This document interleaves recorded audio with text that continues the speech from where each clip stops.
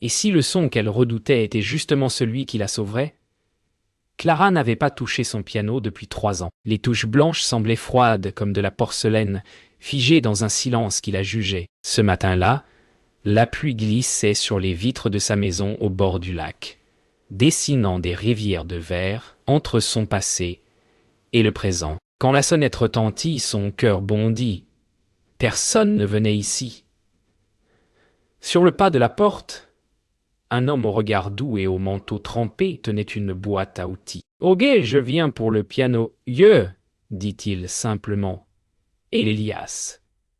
Son nom résonna comme une note suspendue. Il entra, observa l'instrument poussiéreux et lui offrit un sourire timide. Dans ce silence chargé de fantômes, un souffle nouveau venait d'entrer, discret mais irrésistible. Le lendemain, Clara s'éveilla avant l'aube. Le lac, d'un calme étrange, semblait respirer sous la brume. Elle descendit sur le ponton, enveloppée dans un vieux châle, laissant le froid la piquer, jusqu'à sentir à nouveau son propre corps point. Dans le silence, elle crut entendre un son, une corde de piano qui résonnait au loin, comme un souvenir. Le cœur serré, elle suivit l'écho jusqu'à la fenêtre de son salon, où Elias travaillait déjà, concentré, les manches retroussées. Il leva la tête, leurs regards se croisèrent. Elle voulut fuir, mais ses pieds restèrent cloués. Il murmura quelque chose qu'elle ne comprit pas, mais ce n'était pas grave. Dans ses yeux, il y avait la même solitude que la sienne, une reconnaissance muette.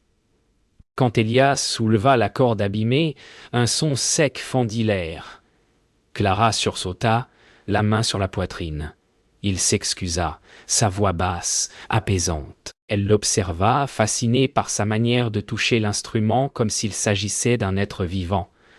Puis il lui demanda doucement. « Diobé, pourquoi avez-vous arrêté de jouer ?» Elle resta muette. Le souvenir du concert, des cris, du sang sur ses doigts, la submergea comme une vague glacée.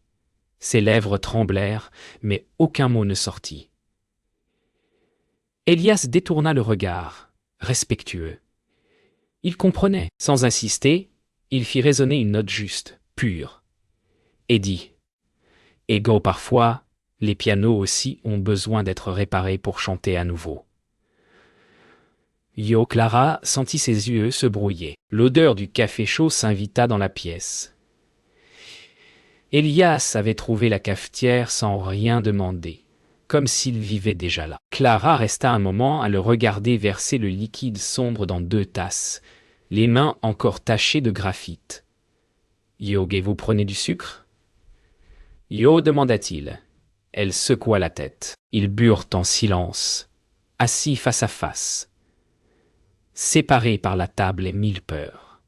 À travers la fenêtre, le ciel s'ouvrait enfin, laissant passer une lumière timide. Il lui parla de son atelier, de la forêt, de la tranquillité qu'il y trouvait. Elle écouta sans oser répondre, puis sans réfléchir, elle demanda « Yogué, pourquoi les réparer, ces pianos ?»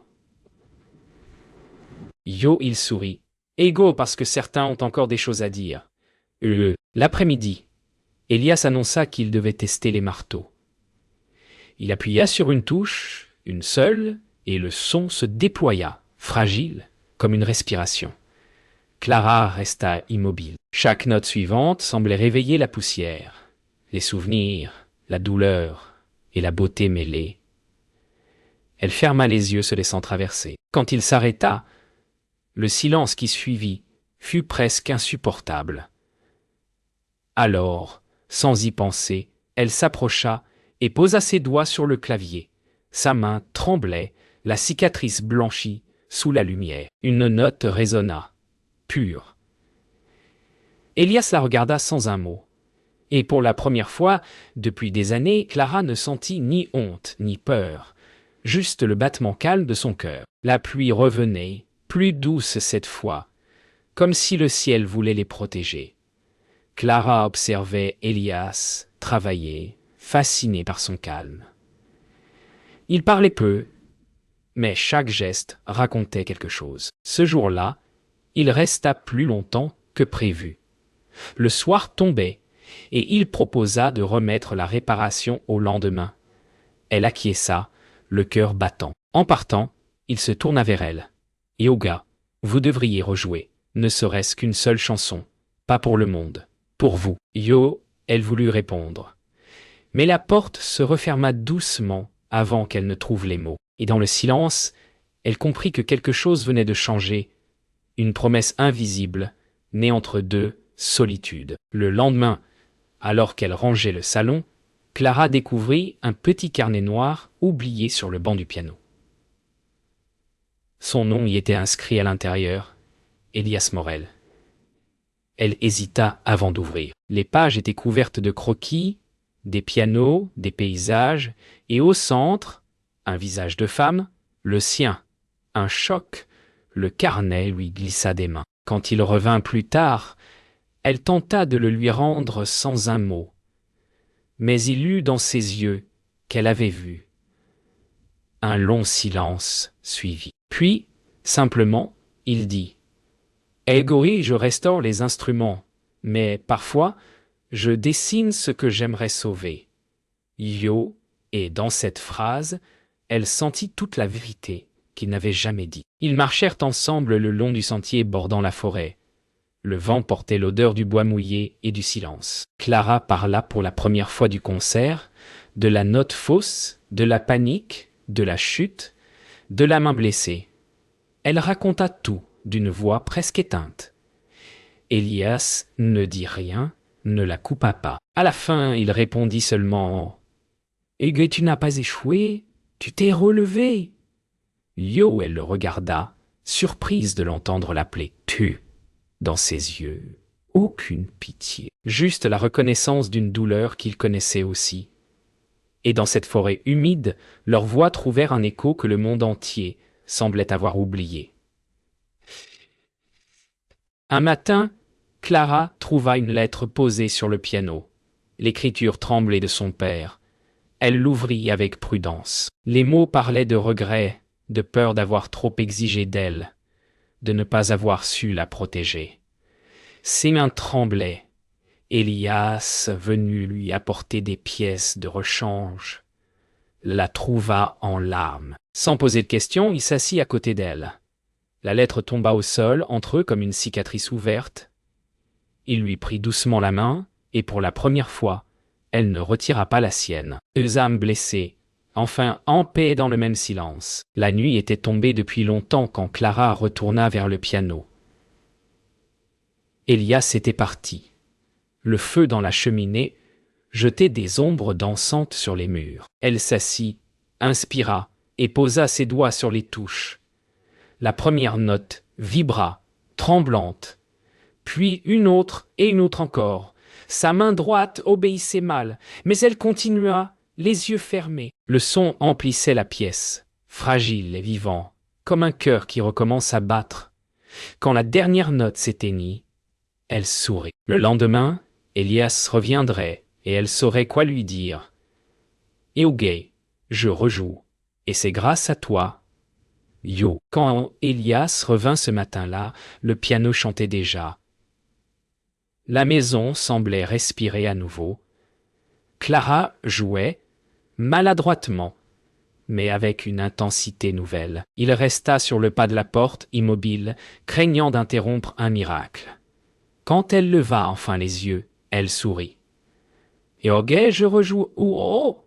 dit-elle simplement. Il s'approcha, incapable de cacher son émotion.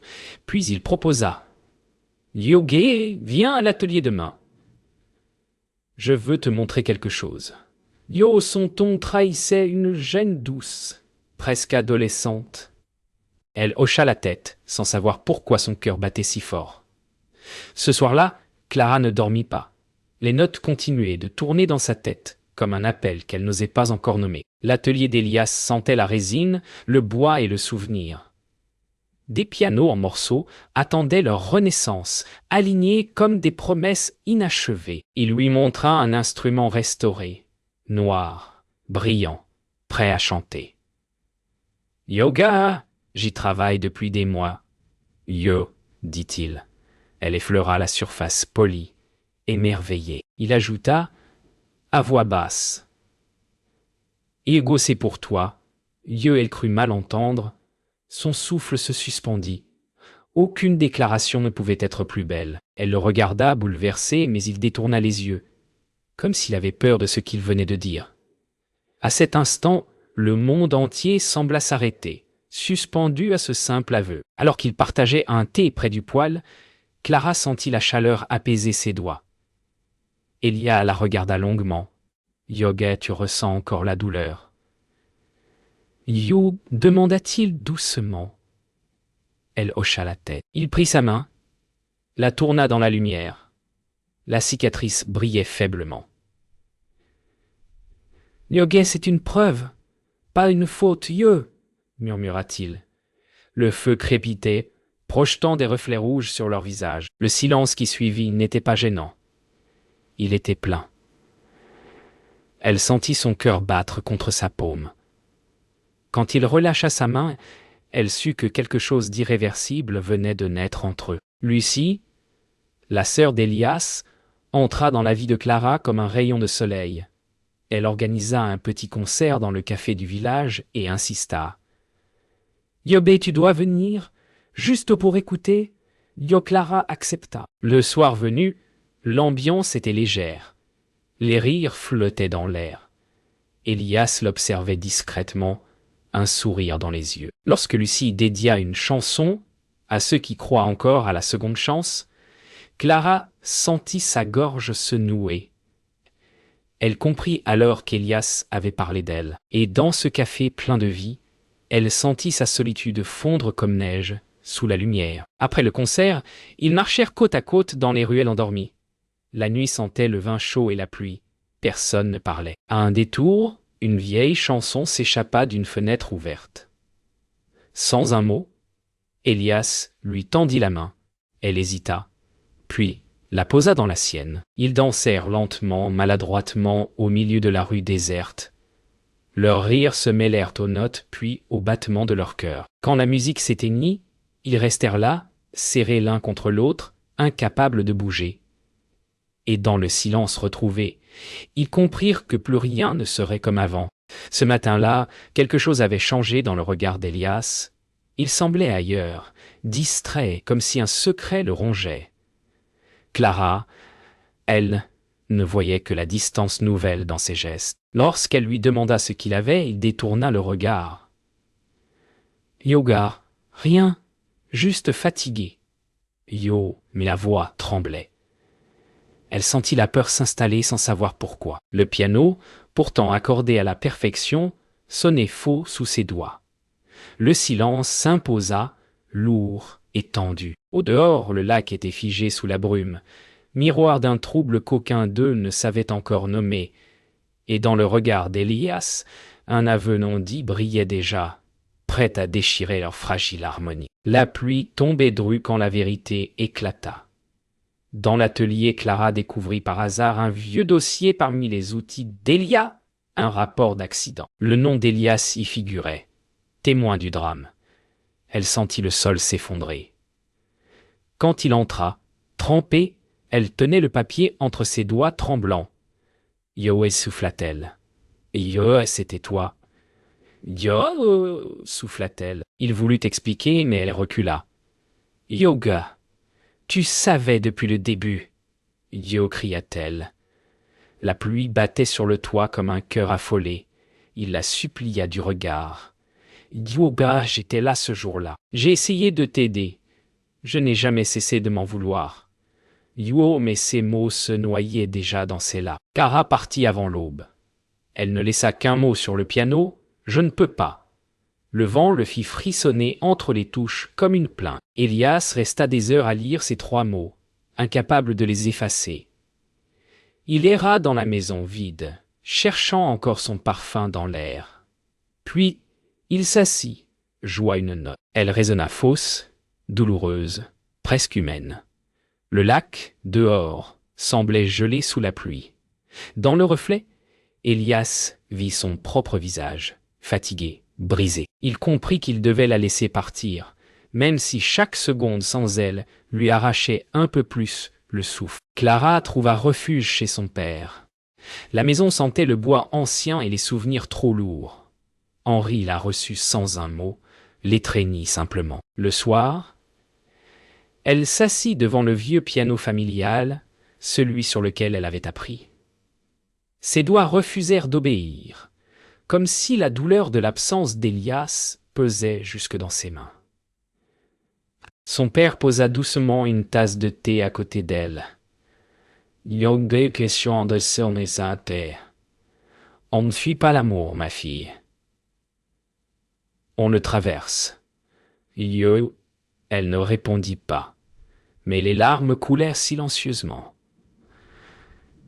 Le feu dans la cheminée crépitait, comme un écho lointain de tout ce qu'elle venait de perdre. De son côté, Elias ne trouvait plus le sommeil. Chaque piano qu'il réparait sonnait faux. Une nuit, incapable de résister, il revint au bord du lac. Il entra dans la maison vide. L'odeur de Clara flottait encore dans l'air, douce et cruelle. Il posa les mains sur le clavier et joua, lentement, maladroitement, jusqu'à ce que les notes deviennent des aveux. Les larmes glissèrent sur ses joues sans qu'il s'en aperçoive. « Yoga, pardonne-moi !»« Yo !» souffla-t-il dans le silence. Au loin, le vent portait ce murmure vers la forêt, comme une prière que seule la musique pouvait entendre. Les jours s'étiraient sans couleur. Clara ne jouait plus. Le monde semblait figé, suspendu entre colère et manque. Parfois, elle croyait entendre Elias frapper à la porte, mais ce n'était que le vent. Son père l'observait en silence, impuissant. Un soir, elle retrouva dans son sac le petit carnet qu'il lui avait offert. Celui avec ses croquis. Elle l'ouvrit à la dernière page. Un dessin d'elle, souriant, entouré de lumière. Au bas, une phrase « Quand tu rejoueras, le monde respirera à nouveau. » Elle ferma le carnet, le serra contre elle, et comprit que la douleur n'était pas une fin, mais le chemin du retour. Pendant ce temps, l'atelier d'Elias restait silencieux. Les outils dormaient, le bois séchait lentement sous la poussière. Il ne recevait plus de commandes, refusant de toucher un seul piano depuis son départ. Lucie entra sans prévenir. « Yoguet, tu crois qu'elle ne souffre pas ?»« Elle aussi !» Yo lança-t-elle. Il baissa les yeux. « Yoguet, j'ai détruit sa confiance. » Lucie secoua la tête. « Et Yoguet, non ! Tu lui as donné la force de se reconstruire ? Maintenant, laisse-lui le temps. » Elle posa la main sur son épaule avant de partir. Dans la lumière du soir, Elias leva enfin les yeux vers le piano noir qu'il avait offert à Clara. Il sut qu'il devait finir cette mélodie pour elle. Cette nuit-là, le vent soufflait comme un cri. Au bord du lac, les arbres ployaient, la pluie frappait les vitres. Clara, éveillée, sentit l'orage approcher. Une peur inexplicable la poussa dehors. Le chemin vers la maison du lac était noyé d'eau, mais elle marcha quand même.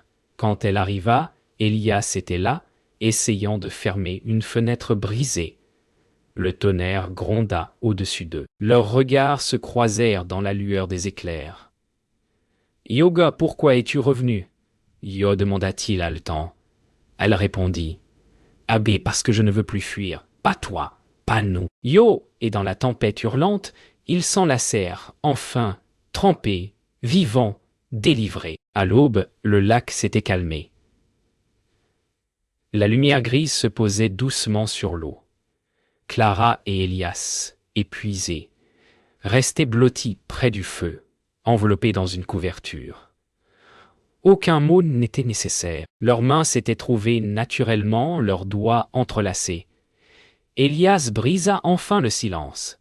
« Yoguet, j'ai cru te perdre. » Yo, elle sourit faiblement. « Yoguet, parfois il faut tout perdre pour apprendre à aimer. » Yo, il la regarda longtemps, comme pour graver chaque détail d'elle dans sa mémoire. Le dehors sentait la terre mouillée et la renaissance. Dans leurs yeux, une promesse simple. Recommencer autrement. Quelques jours plus tard, le piano noir attendait dans le salon. Clara s'assit, Elias à ses côtés. Elle inspira profondément et posa ses doigts. La mélodie qu'elle avait commencée des années plus tôt reprit vie, plus lente, plus vraie. Elias ferma les yeux, écoutant. Chaque note semblait réparer un fragment de leur passé. Quand le dernier accord résonna, elle tourna la tête vers lui. « Yoga, ce n'est plus la même chanson, dit-elle. Il répondit en souriant. « Yoga, non, c'est la nôtre. » Yo, et dans ce moment suspendu, le silence cessa d'être une absence, il devint musique. Les jours suivants furent calmes, presque irréels. Clara et Elias vivaient entre musique et silence, apprenant à respirer ensemble. Le lac, enfin paisible, reflétait leur visage apaisé. Chaque matin, elle rejouait un peu, chaque soir, il l'écoutait comme si c'était la première fois. Parfois, elle se trompait, riait, et il riait avec elle. Rien n'était parfait, mais tout était vrai. Dans cette maison qui avait connu la peur et la fuite, on entendait à nouveau des notes, des rires, des murmures. Et sous cette lumière douce de fin d'été, leurs blessures commençaient à ressembler à des souvenirs qu'ils pouvaient enfin aimer. Pour la première fois depuis longtemps, Clara sortit seule. Le marché du village bourdonnait de voix et d'odeurs sucrées. Les passants la saluaient. Certains reconnaissaient la jeune pianiste qui s'était tue si longtemps.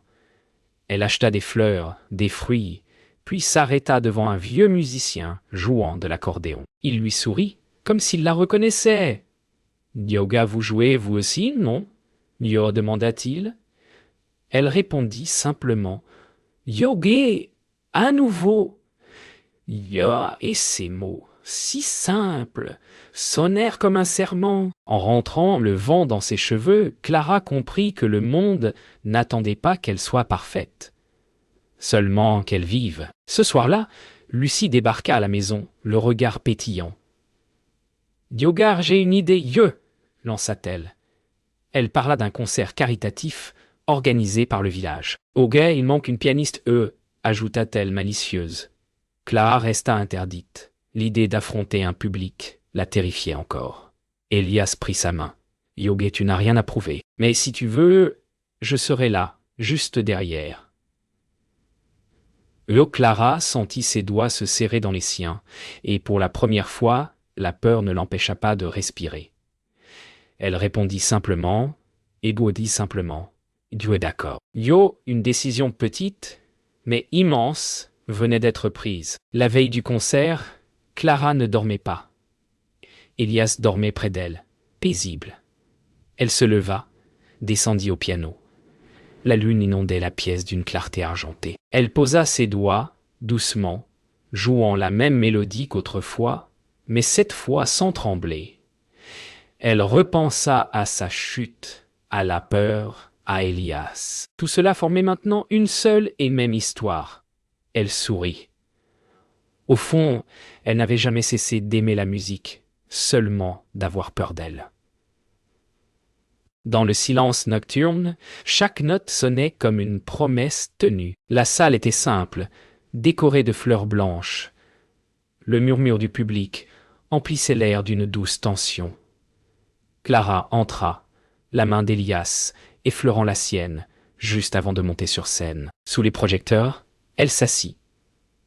Les premières notes furent hésitantes, puis vinrent la fluidité, la force, la lumière.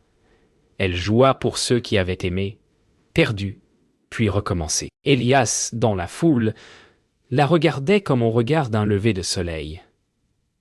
Quand la dernière note mourut, le silence tomba.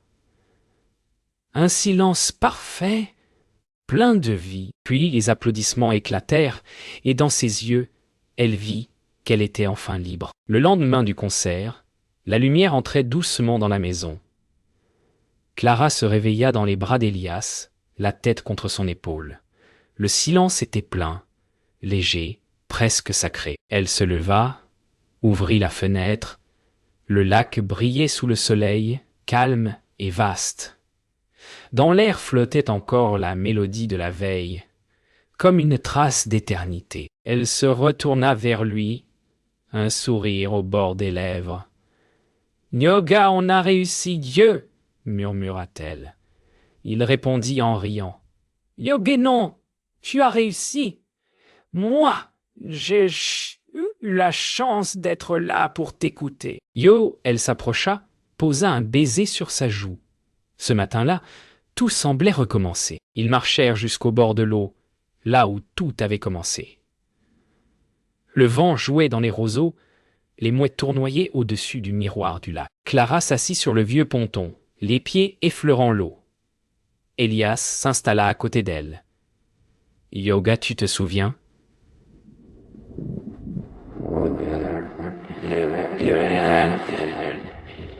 Yo, demanda-t-il. Elle acquiesça. « Igor, j'avais peur de tout, même de respirer. » Yo, il prit sa main. « Et maintenant ?» Yo, elle sourit, regardant l'horizon. « Yoga, maintenant, j'ai compris que la fragilité, c'est juste une autre forme de force. » Yo, il la regarda longuement, comme si ces mots venaient de réparer quelque chose en lui aussi. De retour à la maison, Elias posa une petite boîte sur le piano. Clara fronça les sourcils, curieuse. À l'intérieur, une clé en argent, fine et ancienne. « Yoga, c'est la clé du piano noir, wow, dit-il. « Dis-moi, Yoga, je te l'offre. C'est ton histoire désormais. » Yo, elle resta muette, émue jusqu'aux larmes. Puis, elle murmura. « Dis, Yoga et toi. » Alors, Yo, il répondit simplement. « Yoga et moi, je reste, si tu veux bien. » Yo, elle le prit dans ses bras, serrant la clé contre son cœur, et dans ce geste, tout était dit. Le pardon, l'amour et la promesse d'un avenir qu'ils n'avaient plus peur d'écrire ensemble. Quelques semaines plus tard, le village organisa un concert en plein air, au bord du lac. Cette fois, Clara jouait à ciel ouvert. Les notes se mêlaient au vent, à la lumière, à la vie. Les enfants riaient, les fleurs flottaient dans l'air, et Elias, assis dans l'herbe, ne la quittait pas des yeux. Il y avait dans sa manière de la regarder une certitude tranquille, celle d'avoir trouvé sa place. Quand la dernière note s'éleva, un silence se fit, puis un tonnerre d'applaudissements. Clara leva les yeux vers lui. Il se leva, applaudit aussi, et elle sut que cette fois, c'était pour la vie. Le soir tomba doucement sur le lac. Clara et Elias restèrent seuls, assis sur le banc face à l'eau. Le monde semblait en paix. Elle posa sa tête contre son épaule. Il murmura. « Yogo, tu sais, quand je t'ai rencontré, je croyais devoir te sauver. » Yo, elle répondit avec tendresse. « Yoga et moi, je croyais ne pas mériter d'être aimé. » Yo, ils échangèrent un regard, plein de tout ce qu'ils n'avaient plus besoin de dire.